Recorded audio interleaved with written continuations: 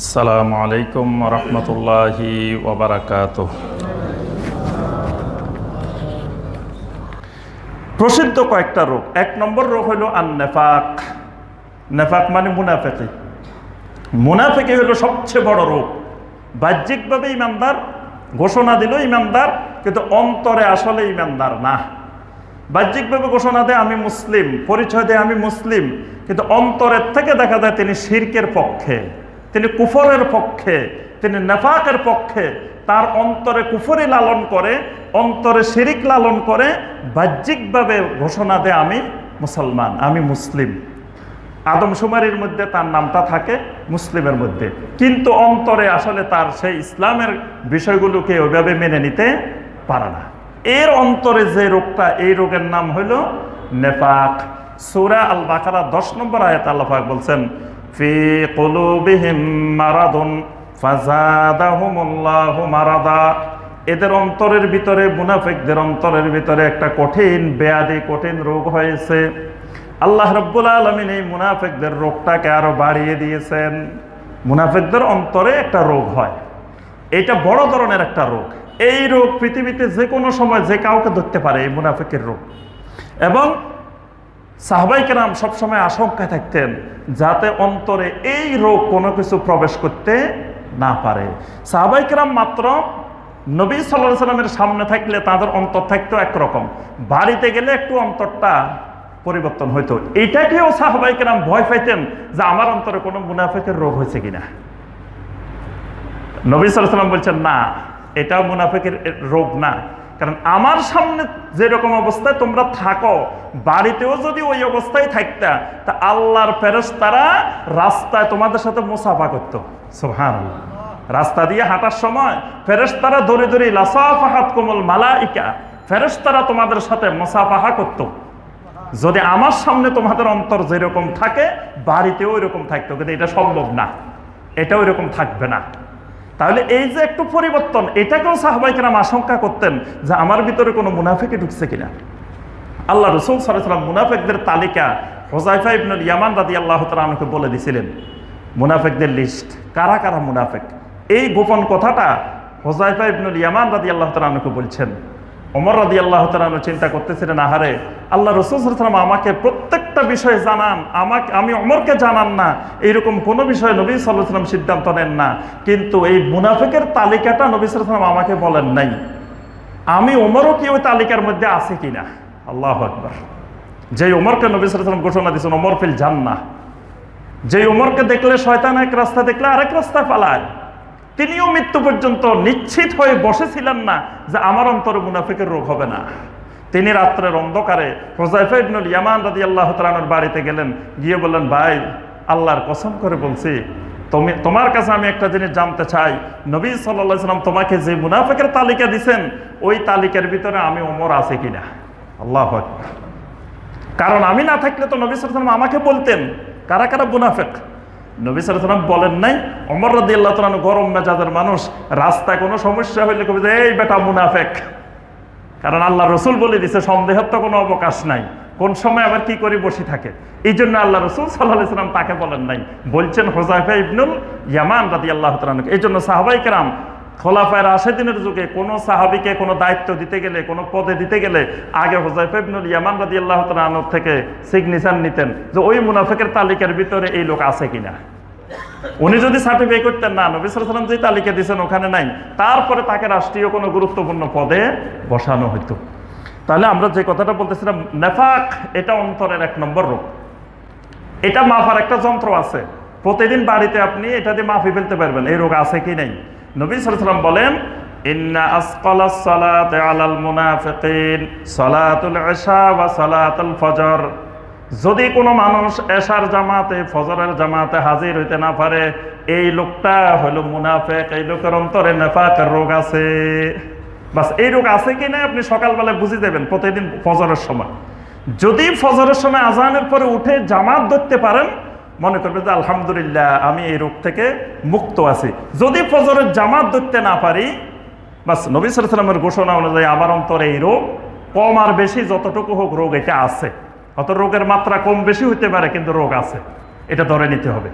আজকে দেখা যায় ফজরের জামাতে মসজিদ শূন্য, 1 কাতার 2 কাতার, কোনো মসজিদে বাংলাদেশে ইমাম মুয়াজ্জিন ছাড়া মুসল্লি থাকে না। তাহলে বোঝা যায় এই রোগে গ্রাস করেছে মুসলিমদেরকে, মুমিনদেরকে, নেফাকের রোগে। আবার ওই মুসলিমেই এই অন্তর নিয়ে, এই ইমান নিয়ে জান্নাতে যাওয়ার আশা বসে আছে। বলে যে আমি নামাজ না পড়লে কি হবে, আমার ইমান কিন্তু খুব মজবুত, খুব শক্ত। মিয়া তুমি নামাজ পড়লেও তোমার ইমান দুর্বল, আমি নামাজ না পড়লেও আমার ইমান খুব স্ট্রং, খুব শক্তিশালী ইমান।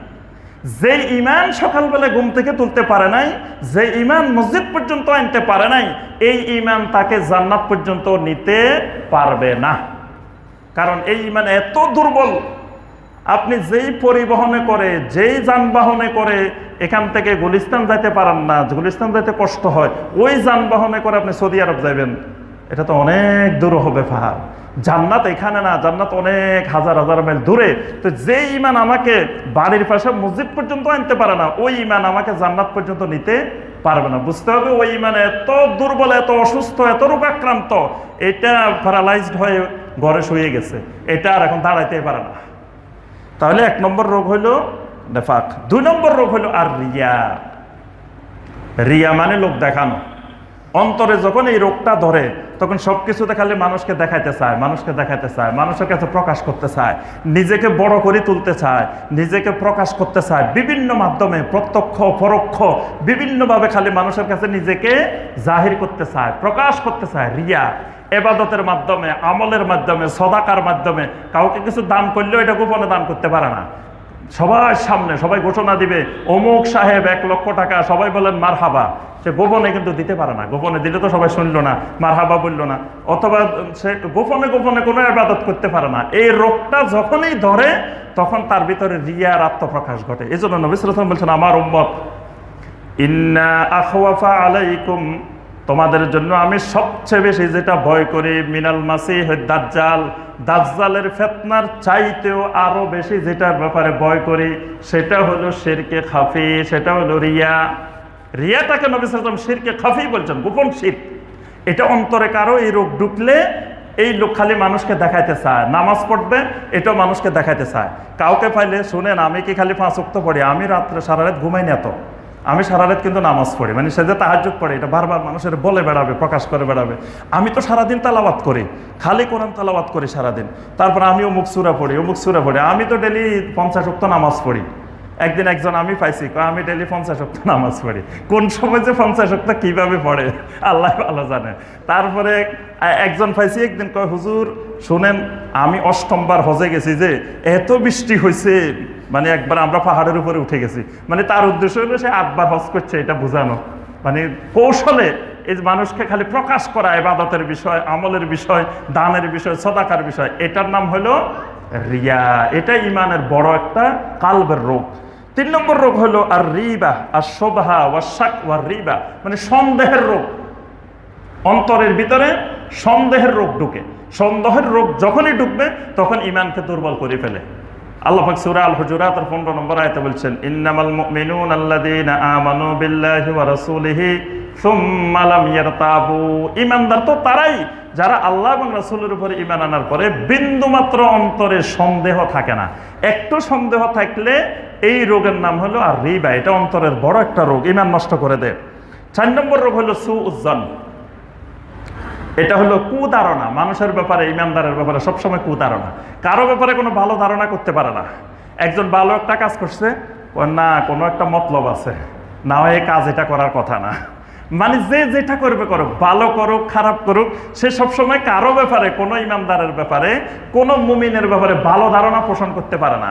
সবসময় খারাপ ধারণাটা পোষণ করবে, যে সে এটা করছে, ও তাইলে কোনো একটা উদ্দেশ্য আছে, ও রাস্তা এটা করে দিছে, ও সামনে মনে হয় কিছু করার নিয়ত আছে, ও এটা করে দিছে, মসজিদে টাকা দিছে, ও মনে হয় নেতা হওয়ার ইচ্ছা আছে। মানে যে যাই করুক, তার ধারণা সবসময় শুধু খারাপ, কুধারণা কারো প্রতি। এটা অন্তরের একটা বড় রোগ। যার এই রোগ হয় সে কাউকে সুধারণা পোষণ করতে পারে না। এই জন্য আল্লাহ রাব্বুল আলামিন সূরা আল হুজুরাতের মধ্যে কড়া ভাষায় নিষেধ করছেন, ইয়া আইয়ুহাল্লাযীনা আমানু জাতানিবু কাসীরাম মিনাজ যন। হে ঈমানদারগণ, খবরদার, এরকম বেশি বেশি ধারণা করার চাইতে থেকে তোমরা নিজেদেরকে বাঁচায় রাখো, ধারণা থেকে দূরে থাকো। আর মুমিনের ব্যাপারে সবসময় তোমাদের সুধারণা থাকবে, যতক্ষণ না খারাপ জিনিস প্রমাণিত না হয় ততক্ষণ পর্যন্ত তার ব্যাপারে সুধারণা রাখতে হবে। 5 নম্বর রোগ আল হাসাদ, হিংসা করা। হিংসাটা মারাত্মক একটা অন্তরের রোগ। এই রোগ যার ভিতরে ঢুকে সে শুধু আরেকজনকে হিংসা করে। তার থেকে কেউ একটু যদি টাকা পয়সা বেড়ে যায়, একটু মান সম্মান বেড়ে যায়, একটু যদি কোনো জায়গাতে বেশি দেখে আর সহ্য করতে পারে না। সূরা আল ফালাকের মধ্যে আল্লাহ পাক বলেছেন ওমিন শাররি হাসিদিন ইজা হাসাদ, যখন হিংসুক হিংসা করে এর থেকে আল্লাহর কাছে আশ্রয় চাওয়ার জন্য শেখানো হয়েছে। এই হিংসাটা অন্তরের একটা বড় ধরনের রোগ। এই রোগে সমস্ত আমলকে খেয়ে ফেলে। আর হিংসা নবী সাল্লাল্লাহু আলাইহি ওয়াসাল্লাম বলছেন হাসাদ হলো যে এটা হলো মানুষকে তার ভিতরে যে নিয়ামতটা আছে সেই নিয়ামতটা চলে যাক, আমার নিয়ামতটা বেড়ে যাক, এই অন্তরে এই আকাঙ্ক্ষা পোষণ করার নাম হলো হাসাদ, হিংসা। 6 নম্বর রোগ হলো আল কিবির, অহংকার, নিজেকে বড় মনে করা। এই জন্য নবী সাল্লাল্লাহু আলাইহি ওয়াসাল্লাম দোয়া শিখেছেন, আল্লাহর কাছে সবসময় দোয়া করবা, আল্লাহুম্মা জাআল ফি আইনি সগীরা ওয়া ফি আয়ুনিন নাস কাবীরা। আয় আল্লাহ, আমাকে আমার নিজের চোখে একেবারে ছোট্ট বানাই দাও, আর দুনিয়ার মানুষের চোখে আমাকে অনেক বড় বানিয়ে দাও। কিন্তু আমরা দেখা যায় নিজের চোখে নিজেকে অনেক বড় করে দেখে ফেলি। এটার নাম কিবির, এটার নাম অহংকার। আল কিবির বাতারুল হক ওয়া গামতুন নাস, নবী সাল্লাল্লাহু আলাইহি ওয়াসাল্লাম বলেন সত্য পাওয়ার পরে, হক পাওয়ার পরে গ্রহণ করতে পারে না, এটার নাম কিবির। মানুষকে তুচ্ছ মনে করা, যে আমি অনেক কিছু, আমার অনেক টাকা পয়সা, আমার অনেক ক্ষমতা, আমার অনেক পাওয়ার, আমি অনেক কিছু, এরকম মনে করা, এটার নাম কিবির। এটা অন্তরের একটা বড় ধরনের রোগ। এই রোগে যাকে ধরবে নবী সাল্লাল্লাহু আলাইহি ওয়াসাল্লাম বলেন লা ইয়াদখুলুল জান্নাহ মান কানা ফি কলবিহি মিসকালা যাররাতিন মিন কিবির। যদি যাররা পরিমাণ অন্তরে কিবির থাকে এই লোক জান্নাতে প্রবেশ করবে না। নাউযুবিল্লাহ, কত মারাত্মক রোগ। 7 নম্বর রোগ হলো আল গিল্লু। গিল্লু মানে একজন মুসলিমের প্রতি অন্তরে অন্তরে খারাপ ইচ্ছা পোষণ করা। এগুলোর মধ্যে একটু পার্থক্য আছে, হিংসার মধ্যে, কিবিরের মধ্যে, তারপরে গিল্লের মধ্যে। আল্লাহ পাক কোরআনে কারিমে সূরা আল হুজুরাতের 10 নম্বর আয়াতে আল্লাহ পাক শিখাইছেন দোয়া করার জন্য, ওয়ালা তাজআল ফি কুলুবিনা গিল্লাল লিল্লাযিনা আমানু। হে আল্লাহ, কোন ঈমানদারের প্রতি আমার অন্তরে কোনো হিংসা, বিদ্বেষ, শত্রুতা এগুলো আমার অন্তরে রাখিও না। এটা একটা অন্তরের বড় ধরনের রোগ। 8 নম্বর রোগ হলো আল ইয়াসু, মানে নিরাশ হওয়া, আল্লাহর রহমত থেকে, আল্লাহর ফদল ও কারাম থেকে নিরাশ হয়ে যাওয়া। এই নিরাশ হওয়াটা অন্তরের একটা রোগ। সূরা জুমারের 53 নম্বর আয়াতে আল্লাহ পাক কড়া ভাষায় নিষেধ করছেন, ইয়া ইবাদিয়াল্লাযীনা আসরাফু আলা আনফুসিহিম লা তাকনাতু মির রাহমাতিল্লাহ। তোমরা আল্লাহর রহমত থেকে কখনো নিরাশ হইও না, হতাশ হইও না। ইন্নাল্লাহা ইয়াগফিরুয যুনুবা জামিয়া, তোমার গুনাহ কত বড় তার থেকে আল্লাহর রহমত অনেক অনেক বড়। তোমার সব গুনাহ আল্লাহ মাফ করে দিতে পারেন। সুবহানাল্লাহ। এই জন্য নিরাশ হওয়া যাবে না। এই নিরাশ হওয়াটাও অন্তরের একটা রোগ। 9 নম্বর রোগ হলো আল হাওয়া ওয়া মুহাব্বাতু গায়রিল্লাহ, আল্লাহ ছাড়া অন্যকে ভালোবাসা, বেশি ভালোবাসা, এবং নিজের হাওয়া অনুযায়ী চলা, মানে নিজের মন অনুযায়ী, নিজের বুঝ অনুযায়ী, নিজের মনে যা চায় তাই করা। এটা একটা অন্তরের রোগ। সকালবেলায় যখন ফজরের আজান হয়, আমরা মনে করি যারা মসজিদে আসেন এরা মনে হয় ইবাদত করছে, যারা শুয়ে আছে মানুষটা মনে হয় ইবাদত করে নাই। আসলে মানুষটাও ইবাদত করছে, যিনি মসজিদে আসছেন উনিও ইবাদত করছেন, যিনি বাসায় শুয়ে আছেন তিনিও কিন্তু ইবাদতটা করছেন। একজনে করছেন আল্লাহর ইবাদত, আরেকজনে করছেন হাওয়ার ইবাদত। হাওয়ার ইবাদত মানে শয়তানের ইবাদত, মনের ইবাদত, খেয়াল খুশির ইবাদত। এই জন্য আল্লাহ পাক কোরআনে কারিমে বলছেন যে আফারাআইতা মানিত্তাখাযা ইলাহাহু হাওয়াহু, আপনি কি তাকে দেখেছেন যেই লোকটা তার হাওয়াকে, তার মনকে তার মাবুদ বানিয়ে নিছে। মানে মন যেভাবে করে মনের পূজা করে, প্রবৃত্তির পূজা করে, তার খেয়াল খুশির পূজা করে। সকালবেলায় মনে চাইছে উঠবে না, উঠে নাই, বা সেও কিন্তু তার হাওয়াকে মাবুদ বানিয়ে নিছে, শয়তানকে মাবুদ বানিয়ে নিছে, সেও শয়তানের ইবাদতটা করে ফেলছে। যে মসজিদে আসে সালাত আদায় করছে সেই আল্লাহর ইবাদত করছে, যে ওখানে শুয়ে রয়েছে সেও ইবাদত করছে, কিন্তু তার ইবাদতটা হইল হাওয়ার ইবাদত, তার ইবাদতটা হলো শয়তানের ইবাদত। 10 নম্বর রোগ হলো আল খাশিয়া ওয়াল খাউফু মিন গায়রিল্লাহ, আল্লাহ ছাড়া অন্য কাউকে ভয় করা, আল্লাহ ছাড়া অন্য কাউকে সশ্রদ্ধ ভয় করা। মানে ভয়ের আবার বিভিন্ন প্রকার আছে। এই ভয়টা হলো, খাশিয়াটা হলো যে আমি রাস্তার পাশে দিয়ে গাড়ি চালায় যাইতেছি, যাওয়ার সময় হঠাৎ করে গাড়ি আস্তে করে স্লো করে ফেলছে। কি ব্যাপার, স্লো করলাম কেন? যে এখানে এক আল্লাহর ওলি শুয়ে আছেন, উনি যদি একটু রাগ করে, যদি দেখে যে আমি জোরে চালাইছি, ধাক্কা মেরে আমার গাড়িটা পালাই দিতে পারে। এই যে ওই ব্যক্তিটাকে ভয় করছি, এটা অন্তরের রোগ। যার অন্তরে এই রোগ ঢুকছে সেই রকম যেখান দিয়ে যায় ওখান দিয়ে ভয় করে। কিন্তু আল্লাহ ছাড়া কাউকে হাসিয়া ভয় করা যাবে না। আমার গাড়ির নিরাপত্তা দেওয়ার মালিকও একমাত্র আল্লাহ। আমার গাড়িকে ভালো রাখা, বিপদ আপদ থেকে মুক্ত করা, এটার মালিক একমাত্র আল্লাহ।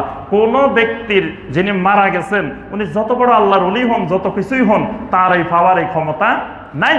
কিন্তু ওই তার ক্ষমতা মনে করে বিশ্বাস করে ভয় করা, এটা অন্তরের একটা বড় ধরনের রোগ। 10 নম্বর হলো ওয়াসওয়াসা, অন্তরে কুমন্ত্রণা। কুমন্ত্রণার রোগ, অন্তরে বিভিন্ন ধরনের কুমন্ত্রণা। মিন শাররিল ওয়াসওয়াসিল খান্নাস, সূরা নাসের মধ্যে আল্লাহ পাক শিখেছেন এই ওয়াসওয়াসাটা অন্তরের রোগ। কাসওয়াতুল কালব, 12 নম্বর হলো কাসওয়াতুল, অন্তর কঠিন হয়ে যাওয়া। অন্তরটা এমন জিনিস, এটা কঠিন হলে পাথরের চাইতে কঠিন হয়ে যায়। পাথর কি কঠিন, তার চাইতে বেশি কঠিন। আবার নরম হইলে ওয়াজিলাত কুলুবুহুম, এইটা এত নরম হয়, নরম হয়ে চোখের ভিতর দিয়ে পানি চলে আসে। এজন্য আল্লাহ পাক কোরআনে কারিমে অসংখ্য জায়গায় বলছেন, ইন্নামাল মুমিনুনা আল্লাযীনা ইযা যুকিরাল্লাহু ওয়াজিলাত কুলুবুহুম, আল্লাহর জিকির হইলে তাদের অন্তরগুলো কেঁপে ওঠে। আর কেঁপে উঠলে জারাফাত মিনহাল উয়ুন, সাহাবায়ে কেরামের চোখের সাথে সাথে পানি চলে আসতো। এটা অন্তরের একটা রোগ হলো অন্তর কঠিন হওয়া। 10 নম্বর হলো তাহাজ্জুবু লিগায়রিল হক, মানে অন্যায়ের পক্ষে পক্ষপাতিত্ব করা, এটাও একটা অন্তরের রোগ। অনেকের রোগ আছে সবসময় বাতিলের পক্ষে, অন্যায়ের পক্ষে, দ্বীনের বিরুদ্ধে পক্ষপাতিত্ব করে। বা দেখা যায় বিচারের ক্ষেত্রে যে একজন অন্যায় করতেছে, সে দেখতেছে, তারপরেও তার পক্ষপাতিত্ব করা, এইটাও অন্তরের একটা বড় ধরনের রোগ।